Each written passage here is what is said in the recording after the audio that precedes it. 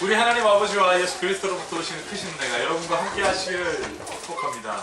네, 주님의 은혜가 함께 하시길 바랍니다. 자, 우리 앞뒤 잡고 있는 분에게 하나님의 평강이 당신에게 충만하시길 바랍니다. 이렇게 인사하실까요? 시작. 하나님의 평강이 주님의 충만하시길 바랍니다. 예.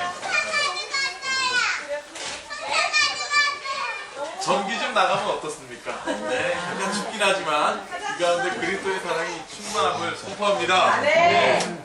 오늘 말씀의 제목은 완전한 사랑을 말씀하시다 이런 겁니다. 완전한 사랑. 여러분, 오늘로 우리가 5월 5일 어린이날을 맞이하였고요. 3일이 지나면 어버이날, 또 5일이 지나면 스승의 날. 그리고 5월을 합쳐 봄의 여왕이라고 이야기를 합니다. 그야말로 따뜻함의 절정, 더운 게 아니라 따뜻한 것이요. 따뜻함의 절정을 이룬 것을 5월이라 합니다. 그래서 오늘 본문을 중심으로 한 설교 제목이 딱 맞아요. 5월의 어느 한 날, 5월의 어린이날. 정말 완전한 사랑이 무엇인지 오늘 이 시간 여러분들에게 말씀하고 계십니다. 여러분 기대하십시오. 하나님 여러분들을 완벽하게 사랑하십니다. 완전이라는 뜻이 어떤 뜻인가 제가 살펴보니까 사전에요. 빈틈이 없이 충만하다라는 뜻이 있다. 또 완벽한 보호라는 뜻이 있고 든든하다라는 뜻이 있습니다. 그러니까 오늘 설교 제목인 완전한 사랑이라는 것은요. 빈틈이 없이 충만한 하나님의 사랑을 지금 누구가요? 예수님께서 여러분들에게 말씀하고 계십니다. 이 말씀을 할 때 과연 어떨까요? 여러분들이 누군가 사랑 고백할 때 여러분 어떻습니까? 막 가슴이 콩닥콩닥 막 그렇습니다. 누군가에게 그 프로포즈를 할 때 과연 우리의 맥박수와 심박수가 얼마나 되는지 조사를 해봤더니 2배에 이른답니다. 자칫하면 죽을 수도 있어요. 프로포즈 하다가 막 뛴다는 거죠. 그런데 그것을 이겨낼 수 있는 호르몬이 있는데 그걸 바로 엔돌핀이라고 합니다. 심장이 펄컥 뛰고 맥박이 올라가면 고통스러워야 되는데 그 고통이 기쁨이 되는 게 바로 뭐냐면 엔돌핀입니다. 엔돌핀은 마약 같은 성분이 있습니다. 그리고 아주 강력한 진통제라고 합니다. 그래서 누군가에게 사랑 고백을 하면 막 눈이 커지고 얼굴이 빨개지고 막 그래야 정상이. 그래서 여러분 아플 것 같지만 그 모든 것들이 기쁨으로 인하여 호르몬 작용으로 인하여 아프지 않고 기쁜 것이 그것이 사랑입니다. 그런데 오늘 예수님께서 말씀하시는 완전한 사랑, 그리고 예수님께서 말씀하시는 이 상황을 보면 예수님의 얼굴 표정이 그렇게 좋지가 않은 것 같습니다. 흥분하고 긴장하고 좋은 감정만이 아니라 예수님의 얼굴 표정을 우리가 보면 지금 이 완전한 사랑을 말씀하시는 예수님의 마음은 굉장히 애타고 있어요. 여러분 오늘 요한복음 14장 다 펴보십시오. 핸드폰에 그 성경책이 다 있으니까 다 한번 찾아보십시오. 요한복음 14장 29절을 보면 예수님의 얼굴 표정을 우리가 거기서 읽어낼 수 있습니다. 요한복음 14장 29절을 다 함께 같이 읽어보겠습니다. 시작! 이제 일이 일어나기 전에 너희에게 말한 것은 일이 일어날 때 너희로 믿게 하려 함이라. 이 일이 일어나기 전이든 그리고 일어날 때이든 예수님의 지금 소망은 무엇입니까? 너희로 지금 내가 말하는 것을 믿게 하려 합니다. 여러분 믿게 하려 합니다 라는 말에는 무엇이 있습니까? 애타는 감정이 있습니다. 어떤 감정이요? 믿지 못하니까. 완전한 사랑을 말씀하고 계신 예수님의 지금 이 상황을 바라보는 예수님의 제자들이 여러분 믿지 않고 있습니다. 아니 유대인들도 믿지 않고 있습니다. 수많은 사람들도 믿지 않고 있습니다. 혹 여기 있는 여러분들에게도 말씀하십니다. 예수님께서 완전한 사랑을 말씀하십니다. 혹 믿지 못해요. 여러분 그래서 6절과 14절 15절을 한번 봐요. 그 사람들이 믿지 못하니까 예수님께서 말씀하십니다. 자 6절입니다.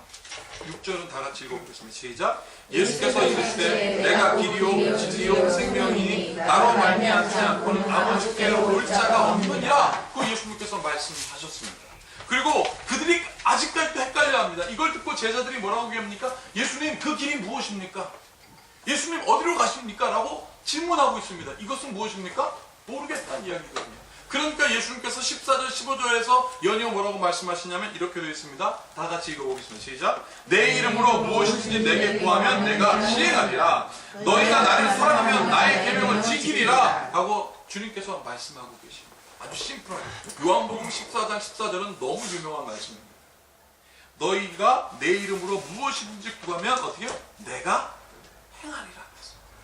예수님의 이름으로 구하면 내가 행할 것이다. 그러니까 어떻게 해요? 제발 믿어라. 그런데 안 믿습니다.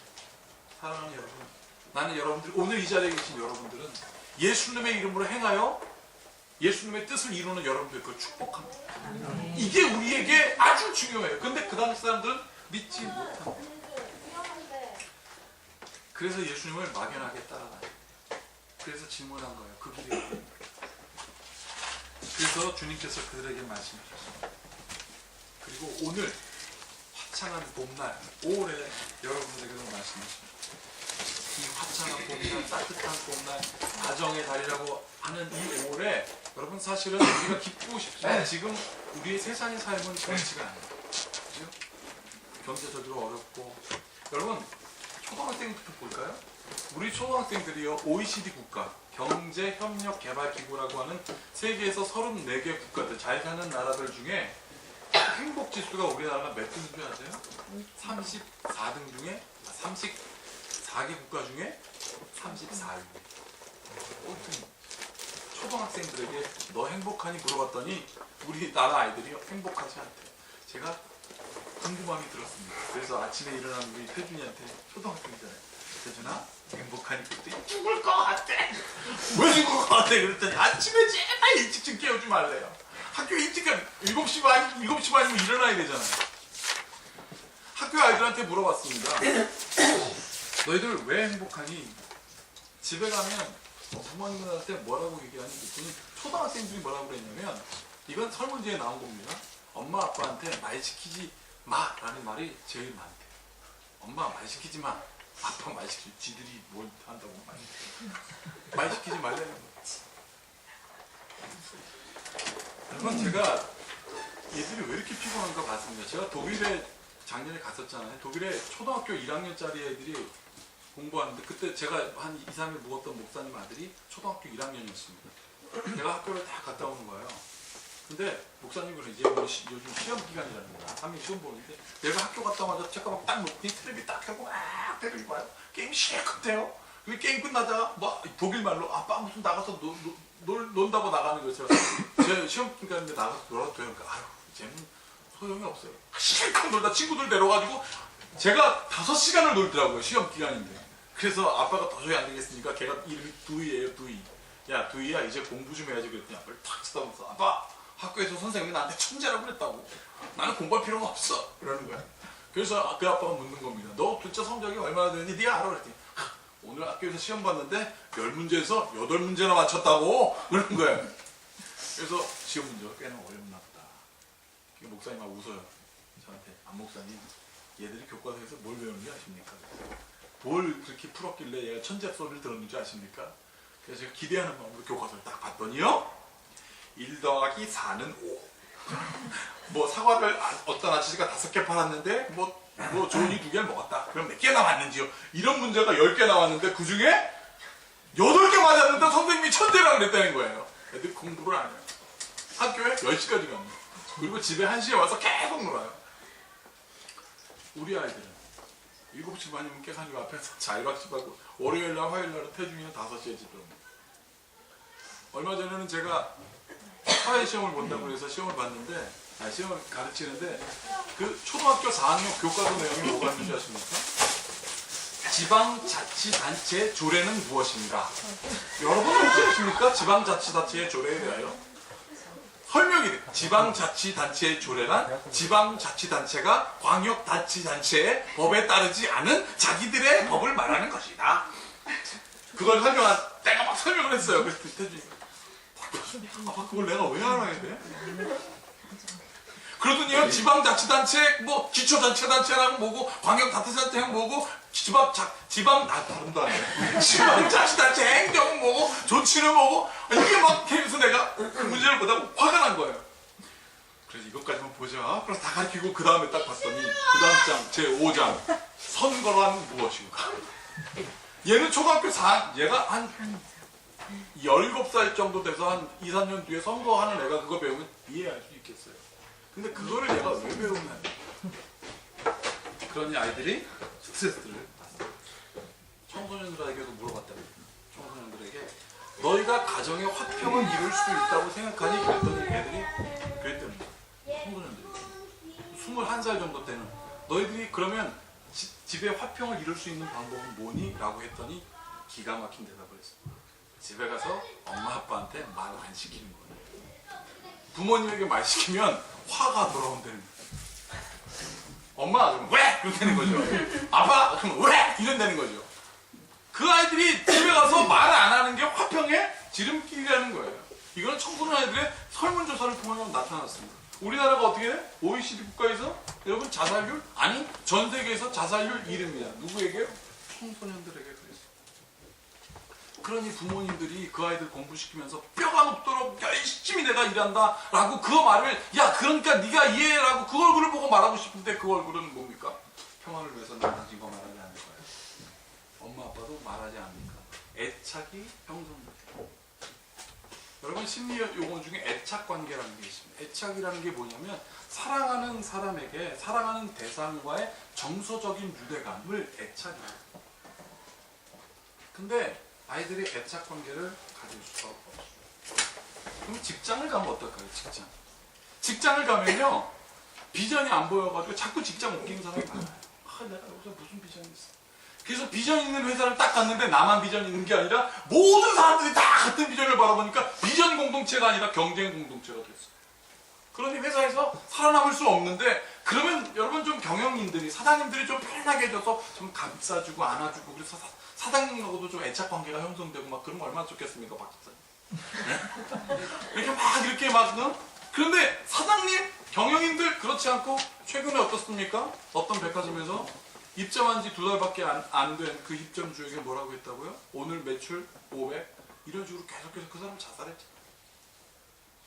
여러분 한 가지만 더 말씀드리겠습니다. 따뜻한 5월날 행복한 5월날 하나만 더 말씀드리겠습니다. 사업하는 분들은 어때요?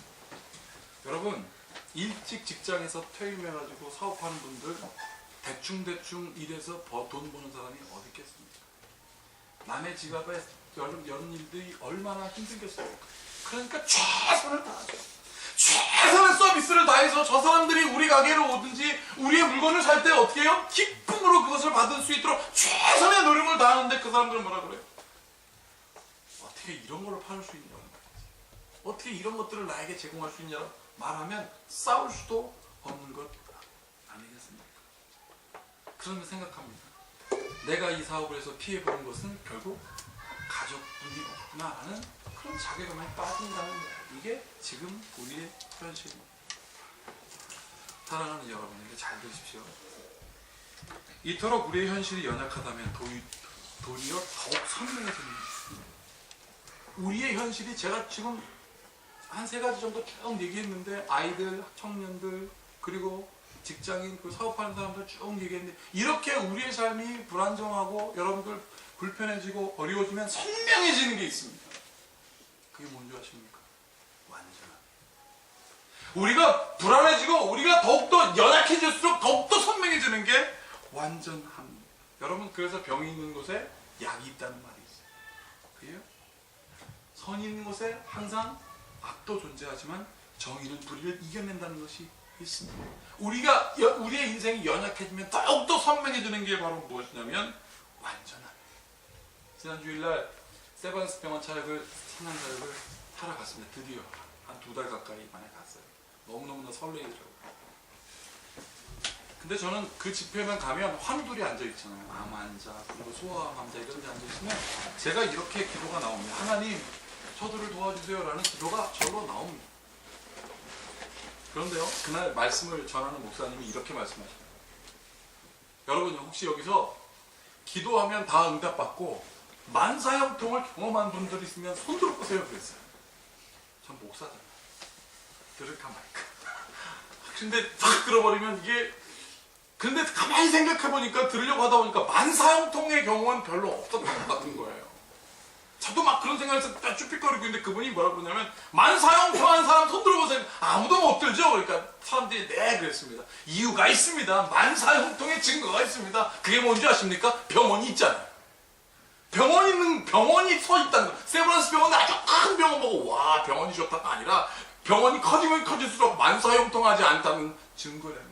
병이 있잖아요. 그 말이 맞더라고요. 아, 병이 있어서 여기 앉아있는 것 자체가 만사형통이 아니구나. 근데 제가 그때 깨달았어요. 아, 그 성도를 위해서 기도하는 제 모습을 보고 생각했어요. 아, 은혜는 우리의 연약함 속에서 더욱더 빛납니다. 은혜는 우리의 연약함 속에서 더욱 빛납니다. 여러분, 그래서 오늘 예수님께서 우리 성도들에게, 여러분들에게, 그때 그 사람들에게 말씀하셨습니다. 너희가 연약하니까 내가 도울 것이다. 26절 한번 보세요. 26절 다 함께 같이 읽겠습니다. 26절을 다 함께 읽겠습니다. 시작. 보혜사 곧 아버지께서 내 이름으로 보내신 성령 그가 너희에게 모든 것을 가르치시고 내가 너희에게 말한 모든 것을 생각나게 하리라. 보혜사, 도와주시는 영이 어떻게 한다고요? 그때 어려움을 당할 때 너희를 가르치고 너희에게 모든 것들을 말한 것들을 생각나게 할 것이다라고 하고 계십니다. 어려움.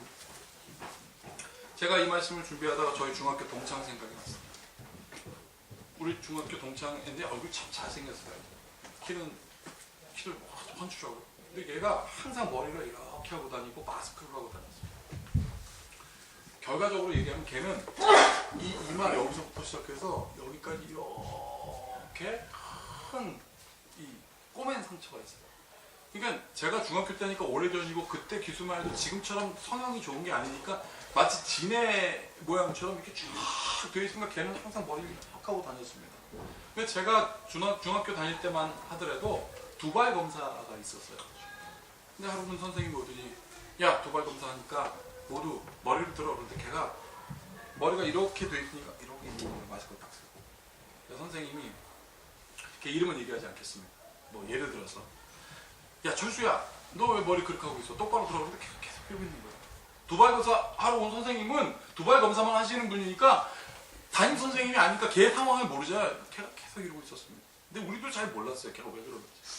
너 똑바로 안 들어. 그러니까 계속 이러고. 여자처럼 고개는 왜 이렇게 하는 거야? 나와. 그러니까 걔가 나가더라고. 근데 걔가요. 나가서 딱 서 있는 선생님이 머리 똑바로 들어. 이거 안 벗어? 막 뭐라고 그러는데요. 저희가 그것을 보면서 막 부들부들 떨었습니다. 그런데 그 아이가 갑자기 또 가만히 서 있다가 선생님이 바리깡이라고 여러분 아세요? 바리깡이라고 색자는 빡빡거렸어요. 바리깡을 딱 들고 이 자식이 말 안 된다고 말이지. 오는데 그 선생님 앞에 딱 서더니 바리깡 잡은 손을 탁 잡는 거예요. 그러니 그 선생님을 데리고 또 나가는 거예요. 지금은 선생님 교권이라는 거에 대해서 막 무너졌기 때문에 선생님 뭐라 그러면 지금 막 애들이 대항하죠. 중학교 3학년 때는 그럴 수가 없는 거예요. 근데 걔가 선생님 손을 딱 잡더니 밖으로 나가니까 우리가 난리가 났지 않습니까? 그래서 창문에다 고개를 딱 뺏고 있는데 선생님이 뭐야? 그러니까 애들 싹 복도 끝에까지 가는 것만 봤습니다. 근데 보통 큰 소리가 나야 정상이잖아요. 조금 있다 선생님이 들어오는 거예요. 근데 그 아이 어깨를 싹 감싸더니 저 빈자리에 걔를 싹 앉히고 선생님이 아무 말 안 하고 끝나.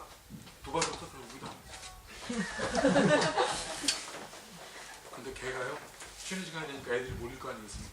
근데 중학교 3학년 때 제가 학습부장이었어요. 근데 그냥 학습부장이 아니라 길었습니다. 학습 바른생활 부장. 목사님 아들이잖아요. 그래가지고 애들이 다 말하지 않겠대요. 그러지 신광아 너 목사님 아들이. 그래서 그 속으로 지금 나 바른생활 부장이잖아. 자기한테만 얘기하겠대. 나한테만. 그러니 애들이 나가라고 하니까 야 사실 아까 선생님이 자기 불렀을 때 자기는 정말 죽을 것 같대. 했다는 거야. 그래서 자기가 그랬대요. 내 목사님 아들이 하나님 도와주세요. 하나님 제발 이 순간만큼 피하게 해주세요 라고 했대요. 그 순간 선생님이 딱 나오라고 해서 앞에 딱 서 있는데 선생님 바리깡 들고 왔는데 하나님 도와주세요. 제발 이 순간 피하게 해주세요 라고 했다는 거예요. 그런데요 마음속에서 이런 생각이 올라오고 선생님의 손을 잡아라. 선생님의 손을 잡아라. 그런 생각이 들더래요. 그리고 네가 말해. 걔가 용기를 내서 선생님 손을 잡고 나가서 선생님에게 얼굴을 더 이상 안 말하지 않았어. 그리고 걔는 그날 이후로 머리 짧게 자르고 마스크도 풀고 다녔어. 여러분, 성령께서는 이렇게 우리를 도와주십니다. 완벽하게 도와주세요. 그 아픔을 모두 다 사하여 어떻게 해요? 하나님과 우리의 애착을 분명하게 하셨습니다. 정말 성령은 기도하는 그에게 하나님의 도움을 구하는 자에게 생각나게 하셨어요. 나는 이 은혜가 여러분들에게도 있길 축복합니다. 애착이 잘 형성된 사람은요 그런답니다. 아프면 엄마 아파! 아빠 아파! 나 미치겠어! 힘들어 죽겠어! 이거는 애착이 잘 형성된 사람. 사랑하는 사람이 나를 잘, 그런데 애착이 형성되지 잘 형성되지 않는 사람은 이런 됩니다. 칼질을 하다가 확 비잖아요? 그럼 엄마 왜? 엄마는 늘 뭐라 그랬습니까? 너 이놈의 자식 주책 바가지 어떻게 그렇게 해가지고 이렇게 되냐고 말이지. 그러니까 엄마한테 뭐라고 얘기하면 팍 대항이 오니까 얘가 애착이 형성되지 않는 거예요. 말하지 않아요. 두 번째는 어떤 경우인지 아십니까? 도와주려고 가면 도와주지 마! 누가 도와달라고 그랬어! 막 뭐라 그런다는 거예요. 그 도와주려고 하는 사람이 왜 그런지 아십니까? 배신당할까 봐. 또 내가 그 애착에서 그런데 우리 하나님은 어떻게 해요? 완전하신 그 사랑으로 우리를 도와주십니다. 어려움 당할 때, 연약할 때 하나님을 구하는 자, 하나님 도와주세요. 보혜사 성령 여러분과 함께 있을지. 아멘. 지난 목요일날 우리 아이들을 데리고 이제 놀이공원에 갔습니다. 지난 방학 동안에도 못 가고 그랬는데 제가 진짜 못 가겠는 거예요. 지켜야 돼.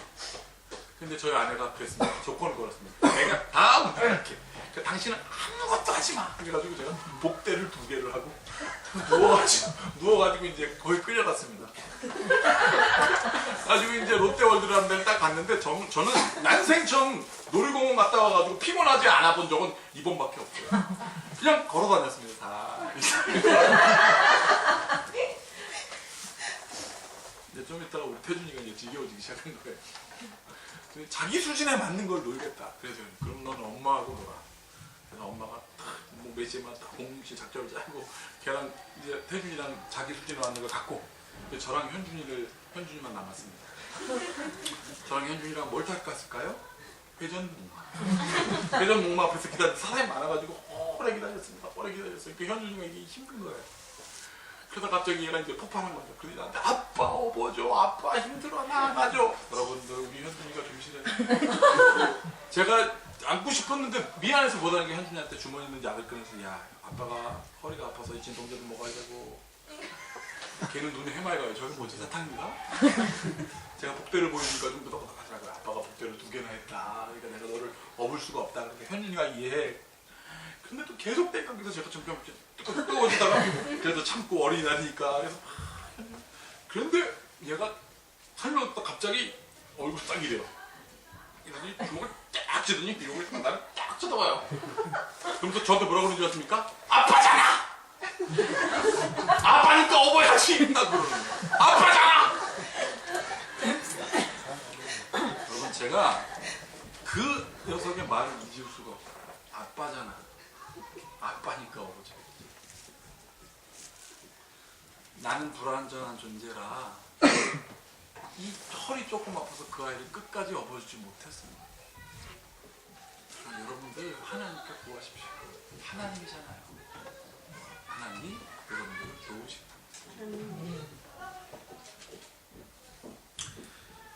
오늘 주님은 그래서 말씀하십니다. 오늘 1절부터 3절로 한번 1절부터 3절로 한번 같이 읽겠습니다. 천천히 읽어볼까요? 저랑 한 절씩 기록하겠습니다. 시작. 너희는 마음에 근심하지 말라. 하나님을 믿으니 또 내 아버지 집에 거할 곳이 많다. 그렇지 않으면 너희에게 이르렀으리라. 내가 너희를 위하여 거처를 예배하며 가서 너희를 위하여 거처를 예배하면 내가 다시 와서 너희를 내게로 영접하여 나 있는 곳을 너희로 있게 하리라. 너희는 마음에 근심하지도 말라. 하나님을 믿으니 또 나를 내가 너희를 위하여 거처를 예비하라 하였다. 이게 뭡니까? 완전한 사랑인가요? 사랑이 제가 뭐라고 했습니까? 함께하는 거라고 했잖아요. 예수님께서 우리와 함께하려고 말씀하셨습니다. 근심하는 자에게 말 시키지 말라는 우리에게 말씀하십니다. 내가 너희와 함께할게. 내가 너희와 함께할 거처를 마련하러 가갈게. 아버지는 나보다 크시니까 그 아버지에게 가서 말하고 올게. 그래서 거처가 예비되면 내가 너희와 함께할게 라고 주님은 말씀하셨어요. 사랑하는 여러분, 여러분들 지금 혹시 하나님께 요청하십니까? 하나님 도와달라고 말씀하셨어요. 그런데 여러분들의 기도가 잘 응답되지 않고 그 응답이 너무너무나 긴 것 같지 않습니까? 여러분, 그때 주님께서 말씀하십니다. 십자가. 여러분, 십자가는 여러분들 인생을 사는 무게를 지금 지고 가는 게 아니에요. 엄마로서 아빠로서의 십자가를 지는 거 그건 축복입니다. 십자가는 뭔지 아십니까? 하나님 왜 이렇게 기도 응답이 안 돼요? 안 하시겠습니다. 하나님 왜 하나님의 응답이 이렇게 뭡니까? 라고 기다리는 그 모든 내 마음을 십자가는 얘기합니다. 십자가는 포기입니다. 예수님이 하나님의 그 본체를 포기하셨던 것처럼 십자가는 포기입니다. 그렇게 십자가 앞에 우리가 포기될 때 십자가에 달리신 주님입니다. 예수님이 포기. 그때 주님께서 말씀하십니다. 나는 전능하다는 히브리 말의 원어가 엘 샤다입니다. 세 가지 단어를 넣고 있습니다. 엘은 하나님이라는 뜻이고요. 샤는 후, 누구, 관계대명사. 엘은 하나님과 후는 누구예요? 나이가 뭔지 아십니까? 충분하다라는 뜻입니다. 전능하신 우리 하나님은 충분하십니다. 그렇기 때문에 여러분들의 인생을 포기해도, 우리의 문제를 포기해도 하나님은 말씀하셨습니다. 나는 충분하니 나에게 구할지어다. 나는 완전하니 나에게 구할지어다. 너희는 마음에 근심하지도 말라. 하나님을 믿으니 또 나를 믿으라고 말씀하셨습니다. 그래서 말씀하시죠. 요한복음 14절. 내 이름으로 구하는 것은 모든 것을 우리 주님께서 시행하신다고 약속하셨습니다. 아멘. 이 완전하신 하나님의 입니다. 오늘 이 시간 모든 지각에 필요하신 주님의 평강으로 여러분과 함께 있으시기 아멘. 기도하겠습니다. 하나님 아버지시잖아요. 하나님 전능하시잖아요. 하나님, 그러니 우리 인생의 걱정을 오늘 포기합니다. 주님, 그러니 너희는 마음에 근심하지도 말라. 하나님을 믿으니 또 나를 믿으라. 말씀하신 하나님의 음성, 예수님의 음성이 선명하게 들려지고 우리 보혜사 성령께서 가르치고 생각나게 하시는 일들을 경험하게 하여 주시옵소서. 이 믿음에 조금도 흔들리지 않는 주의 성도들 되게 하시고 믿고 우리 그리스도 이름으로 축복하며 기도하옵나이다.